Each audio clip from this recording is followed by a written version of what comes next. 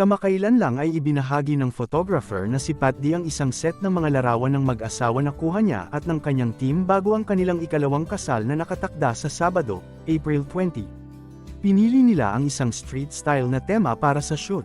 Sa set ng mga larawang nakunan sa labas ng isang sinihan, ang dalawa ay mukhang cool at blissfully in love wearing matching black streetwear ensembles.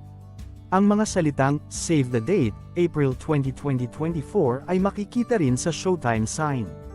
Si Angelica ay nagsuot ng itim na leather jacket sa ibabaw ng isang maliit na itim na damit, na ipinaris niya sa itim na ankle boots. Gaya ng nakagawian, pinili niya ang mas natural na hitsura habang nakalugay ang buhok at nakamute na makeup. Nangunguna sa kanyang pangkalahatang hitsura ay isang mid-length na manipis na puting belo. Samantala, pinili ni Greg na magsuot ng plain white inner shirt, skinny black jeans, at black leather jacket. Tulad ng kanyang asawa, nakasuot din siya ng itim na ankle boots. Ikinasal muli ang aktres na si Angelica Panganiban at asawa nitong si Greg Holman sa isang boutique resort sa Siargao noong Sabado, April 20. Ang kasal ay star-studded dahil present ang mga malalapit na kaibigan ni Anggay mula sa showbiz, mga big bosses na nakatrabaho pati na rin ang kanilang kaibigan at pamilya. Noong April 19, ay marami ng mga bisita ang mag-asawa para sa all-white dinner party bago ang kanilang kasal. Ang TV host na si Ann Curtis, ay nag-share sa Instagram ng ilang snaps mula sa welcome dinner party ni Anggay sa Siargao. Makikita sa mga larawang ibinahagi ni Ann ang anak na si Dalia, ilang mga celebrities na sina Maxine Magalona at Glyza De Castro, at iba pa.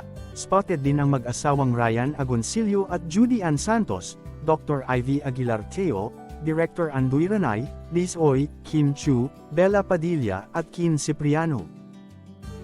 With my forever day to celebrate Kambal's special day with the loves of her lives, saad ni Ann sa kanyang post.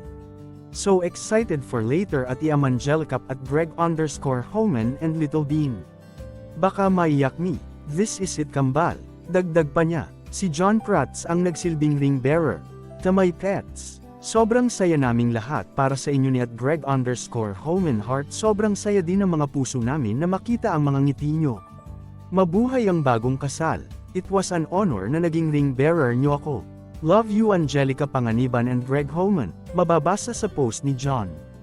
Matatanda ang inanunsyo ni na Angelica at Greg ang kanilang engagement noong October 2022. Bago pa ang kanilang kasal ay pinagkalooban na sila ng anak na babae at ito ay si Amila Sabin o mas kilala bilang Baby Bean isang buwan bago nila inanunsyo ang engagement.